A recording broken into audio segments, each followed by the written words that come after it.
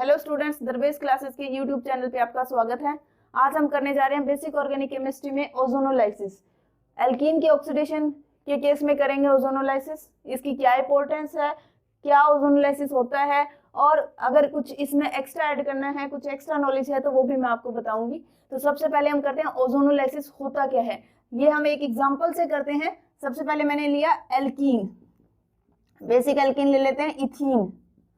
ठीक है, इथीन को मैंने रिएक्शन करवाई ओजोन के साथ इन द प्रेजेंस ऑफ कोई इनर्ट सॉल्वेंट लेते हैं हम यहाँ पे डाइक्लोरोकार्बिन ले लें, ठीक है, चाहे क्लोरोफॉर्म ले लें, चाहे कार्बन टेट्राक्लोराइड ले लें, और 96 से 200 केल्विन लो टेम्परेचर पे करते हैं हम ये रिएक्शन। ठीक है, इसके बाद इससे एक इंटरमीडिएट बनेगा, यहाँ पे जस्ट ओजोन को डबल बॉन्ड जहाँ जो है वहां पे ऐड कर देना है। किस तरीके से, ये देखिए एल्कीन ऐसा लिख दिया मैंने, सिर्फ डबल बॉन्ड को हटा के यहाँ पे तीनों ऑक्सीजन को जो है ऐड कर दिया। ठीक है, अब इसका रिडक्शन करेंगे in the presence of zinc dust और वाटर। यहाँ पे हाइड्रोजन या प्लेटिनम भी ले सकते हैं हम, लेकिन जिंक ऑक्साइड और वाटर ले लेते हैं अभी हम यहाँ पे। तो ये स्प्लिट हो जाएगा इसकी प्रेजेंस में इस तरीके से। ठीक है, और जिंक ऑक्साइड रिमूव हो जाएगा और हमें दो मॉलिक्यूल मिथेनॉल के दो मॉलिक्यूल मिल जाएंगे। हमें यहाँ पे एक कार्बन, दो हाइड्रोजन और एक ऑक्सीजन, ये वाला इसके साथ, ये वाला इसके साथ, और ये ऑक्सीजन जो है जिंक के साथ निकल जाएगा। ठीक है, तो ये मिथेनॉल के दो मॉलिक्यूल हमें मिल जाएंगे। ठीक है, ये जो दो स्टेप में रिएक्शन होती है, ठीक है, पहले ओजोन के साथ एल्कीन की रिएक्शन, ठीक है, formation of ozonide and then reduction of ozonide to form aldehyde या कीटोन, इसको बोलते हैं ओजोनोलाइसिस। एक बार दोबारा रिपीट कर रही हूँ, ये जो दो स्टेप में रिएक्शन होती है, पहले एल्कीन की रिएक्शन ओजोन के साथ, ओजोनाइड का बनना, फिर ओजोनाइड से जिंक ऑक्साइड और वाटर के थ्रू जो है एल्डिहाइड या कीटोन का बनना, ये क्या होता है, ओजोनोलाइसिस। ठीक है, एग्जाम्पल हम बहुत सारे ले सकते हैं। ठीक है, यहाँ पे एल्कीन लिया है मैंने, इथीन लिया है, प्रोपीन ले सकते हैं, ब्यूटीन ले सकते हैं, और बहुत सारे एग्जाम्पल ले सकते हैं, वो हम बाद में करेंगे। अब मैं बताती हूँ इसकी इंपॉर्टेंस क्या है। इंपॉर्टेंस क्यों पढ़ते हैं हम, ये इंपॉर्टेंस, इसकी दो इंपॉर्टेंस है। एक तो हम इसमें डबल बॉन्ड की पोजीशन लोकेट करते हैं। पहला क्या है, locating the position of double bond, locating the position of double bond. Double bond की पोजीशन लोकेट करते हैं कि कहाँ पे है, कोई पर्टिकुलर एल्कीन है वहां पे डबल बॉन्ड कहाँ पे है, उसकी पोजीशन पता लगाने के लिए करते हैं। और दूसरा हम स्ट्रक्चर इल्यूसिडेशन करते हैं कोई भी एल्कीन का, स्ट्रक्चर इल्यूसिडेशन ऑफ एल्कीन। इसके हेल्प से हम स्ट्रक्चर को भी डिटरमाइन कर सकते हैं कि एक पर्टिकुलर एल्कीन जो है उसका क्या स्ट्रक्चर था, वो हमें पता चलेगा उसके जो एल्डिहाइड या कीटोन जो भी बने हैं उनकी हेल्प से। तो पहले हम करते हैं डबल बॉन्ड की पोजीशन को लोकेट करने के लिए। ठीक है, अब इसके लिए हम बहुत सारे एग्जांपल लेंगे। किस तरीके से, देखिए इथीन का एग्जांपल मैंने लिया है। अब मैं यहाँ पे इथीन से क्या मिलेगा, देखिए इथीन से मिलेगा दो मिथेनॉल के मॉलिक्यूल। ठीक है, अब दूसरा एग्जांपल लेते हैं हम प्रोपीन का। ठीक है, प्रोपीन में मैंने लिया CH3 CH double bond CH2। ठीक है, इसकी ओजोन के साथ रिएक्शन करवाएंगे। ठीक है, दो स्टेप में, एक साथ ही करवा रही हूं मैं। पहले स्टेप में हमने लिया डाइक्लोरोकार्बिन, ठीक है, और 196 से 200 केल्विन टेम्परेचर लिया। दूसरे स्टेप में हमने लिया जिंक डस्ट और वाटर। ठीक है, तो हमें क्या मिलेगा, यहाँ से टूटेगा, ये यहाँ से स्प्लिट होगा और क्या मिलेगा हमें प्रोडक्ट, CHO प्लस में HCHO। एक तो मिलेगा इथेनॉल और एक मिलेगा मिथेनॉल। ठीक है, दूसरा एग्जांपल इसमें लेते हैं हम। ठीक है, ये प्रोपीन का लिया। दूसरा एग्जांपल लेते हैं हम ब्यूटीन का, ब्यूटूइन का। ठीक है, CH3 CH double bond CH3, इसमें फिर ओजोन के साथ रिएक्शन करवाएंगे टू स्टेप में। फर्स्ट स्टेप में हम ले रहे हैं inert solvent, low temperature, second step में जिंक डस्ट वाटर के साथ, ठीक है, कहाँ से टूटेगा, ये यहाँ से स्प्लिट होगा, ठीक है। अब हमें क्या मिलेंगे, 2 मॉलिक्यूल मिलेंगे इथेनॉल के, ठीक है,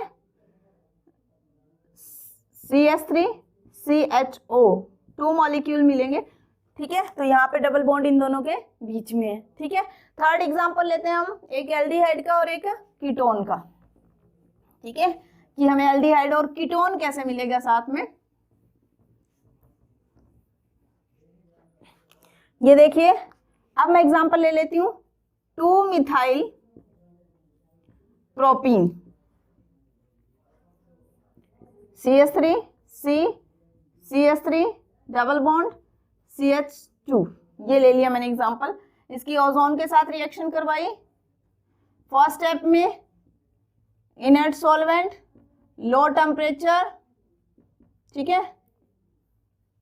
सेकंड स्टेप में zinc dust in the presence of water. अब बॉन्ड कहाँ से टूटेगा, यहां से, ठीक है। और क्या मिलेगा हमें प्रोडक्ट, एक तो मिलेगा हमें कीटोन, ठीक है, कीटोन, ठीक है, प्रोपेनोन, क्या नाम है इसका, प्रोपेनोन, ठीक है। और एक मिलेगा हमें एल्डिहाइड, मिथेनॉल, ओके।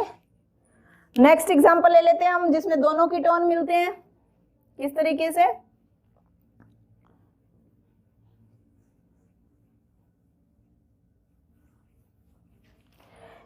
दूसरा एग्जांपल मैंने ले लिया, 2,3 di methyl butene, 2,3 di methyl 2 butene या ब्यूट-2-ईन, ठीक है। इसको ओजोन के साथ रिएक्शन करवाएं। फर्स्ट स्टेप में इनर्ट सॉल्वेंट,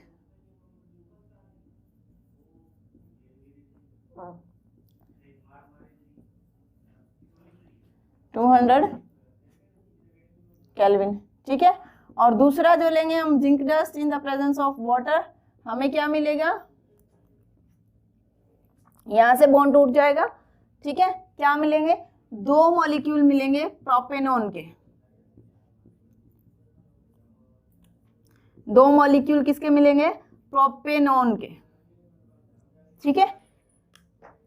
तो ये हुआ कि डबल बॉन्ड कहाँ पे, हमें प्रोडक्ट से पता लग जाएगा कि पर्टिकुलर जो रिएक्टेंट है उसमें डबल बॉन्ड कहाँ पे है, ठीक है। अगर हमें किसी का स्ट्रक्चर पता करना हो, फॉर एग्जांपल देखिए मैं यहाँ पे एक एग्जांपल ले रही हूँ, ठीक है, जैसे कि मैंने बताया कि इससे हम एल्कीन का स्ट्रक्चर भी पता कर सकते हैं। अब मैंने लिया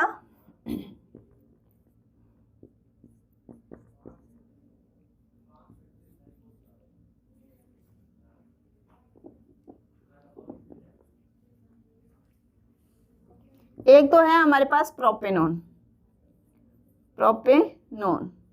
ठीक है, और दूसरा हमारे पास है, मान लीजिए दूसरा हमारे पास है ये एल्डिहाइड, इथेनॉल, ठीक है। तो हमारा जो स्टार्टिंग एल्कीन था वो क्या था, इसमें क्या करेंगे, जस्ट हम जहां पे डबल बॉन्ड के साथ ऑक्सीजन जुड़ा हुआ है जिस कार्बन के साथ, उन दोनों कार्बन को हम जोड़ देंगे। कैसे, देखिए ये CH3 है, ये CH3, यहाँ पे O है ना, और दूसरी साइड ये O है, ठीक है, CH3 ये है, ठीक है। यहाँ क्या करेंगे, बस इन दोनों को जोड़ देंगे सिंगल डबल बॉन्ड से, ठीक है। ये क्या बन गया हमारा, 1 2 3 4 2 मिथाइल ब्यूट-2-ईन, ठीक है। तो हमारा 2 मिथाइल ब्यूट-2-ईन था, ठीक है, इनिशियल जो एल्कीन था वो ये था। तो इस तरीके से हम स्ट्रक्चर भी पता लगा सकते हैं, ठीक है। तो ये तो हमारा था इंपॉर्टेंस की, ओजोनोलाइसिस की इंपॉर्टेंस क्या है। लेकिन कुछ बातें और है इसमें जो आपकी जाना जरूरी है, आपको आपके जानने के लिए अच्छी बातें हैं। वो क्या है कि जैसे हम सेकंड स्टेप में जिंक ऑक्साइड ले रहे हैं, जिंक डस्ट ले रहे हैं, अगर हम जिंक डस्ट की बजाय सेकंड स्टेप में हम डाईमिथाइल सल्फाइड ले लें, क्या ले लें हम, डाईमिथाइल सल्फाइड, CH3 की ट्वाइस सल्फर, ठीक है, अगर ये ले लेते हैं तो हमारा जो ओजोन प्रोडक्ट तो हमारे वही मिलेंगे, दो मॉलिक्यूल किसके मिलेंगे, एल्डिहाइड के, दो मिथेनॉल के मॉलिक्यूल मिलेंगे। लेकिन यहाँ पे बात एक्स्ट्रा ये है कि इसके बाद जो साइड प्रोडक्ट मिलेगा वो क्या मिलेगा, DMSO, डाईमिथाइल सल्फोक्साइड, ठीक है, ये मिलेगा। ये जो होता है ये वाटर सॉल्युबल भी होता है, ठीक है, वाटर सॉल्युबल है और वोलेटाइल है। वोलेटाइल क्या है ये, वोलेटाइल। तो इसको रिमूव करना बहुत आसान हो जाएगा और हमारा जो एल्डिहाइड या कीटोन जो हमें प्रोडक्ट में मिलेंगे वो हमें प्योर फॉर्म में मिलेंगे, इसको बहुत आसानी से हम रिमूव कर सकते हैं, ठीक है। दूसरी एक और बात है, इसमें हम एक ल्यूमिक्स रिएजेंट पढ़ते हैं, वो क्या होता है, ठीक है, क्या पढ़ते हैं हम, ल्यूमिक्स रिएजेंट। ल्यूमिक्स रिएजेंट क्या होता है, ये एक ऐसा रिएजेंट होता है जिसमें हम डबल बॉन्ड का पता लगाते हैं, जिस तरीके से हमने ओजोनोलाइसिस में किया। लेकिन यहाँ ओजोनोलाइसिस का कोई रोल नहीं है, इसमें जो रिएजेंट हम लेते हैं वो लेते हैं KMnO4, ठीक है, एक्वस KMnO4 और सोडियम पर आयोडेट, ठीक है, ये लेते हैं हम, ठीक है। इसमें क्या करते हैं, सबसे पहले जो एल्कीन है उसकी KMnO4 की प्रेजेंस में रिएक्शन जब हम करवाते हैं तो cis1,2 डायोल मिलता है, cis1,2 डायोल, कैसे, जहां पे डबल बॉन्ड है, ठीक है,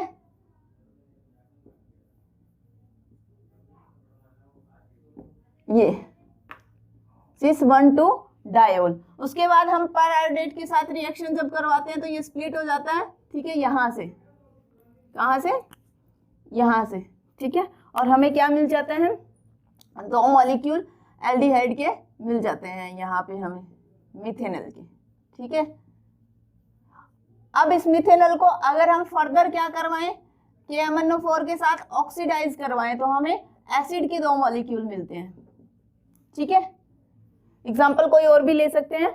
तो यहाँ पे क्या बात है, क्या खास बात है कि एक तो देखो यहाँ पे हमें जो है KMnO4 जो है बहुत कम अमाउंट में लेना पड़ता है। क्यों लेना पड़ता है कि जो मैग्नीज लो ऑक्सीडेशन स्टेट में चला जाता है ये रिएक्शन करने के बाद, वो दोबारा से रीऑक्सीडाइज हो जाता है, ठीक है। जब हम पर ऑक्सीडाइज के साथ स्प्लिट करते हैं और दोबारा से इसको कार्बोक्सिलिक एसिड में चेंज करते हैं तो वो हमारा जो है रीऑक्सीडाइज होके पर मैग्नेट दोबारा से बन जाता है, मिल जाता है हमें, तो बहुत कम कंज्यूम होता है, ठीक है। और दूसरा जो है पर आयोडेट वगैरह हम लेते हैं इस केस में तो प्रोडक्ट भी हमें वही मिलता है जो ओजोनोलाइसिस में मिलता है, ठीक है। तो ये हमारी जो है एडिशनल नॉलेज थी ओजोनोलाइसिस के साथ में। तो ये हमारा ओजोनोलाइसिस के बारे में था। कोई प्रॉब्लम, कोई डाउट, कोई एग्जांपल आप लोगों के मन में है, कोई पूछना चाहते हैं तो कमेंट बॉक्स में डालिए, आपको सॉल्यूशन मिलेगा। Thank you.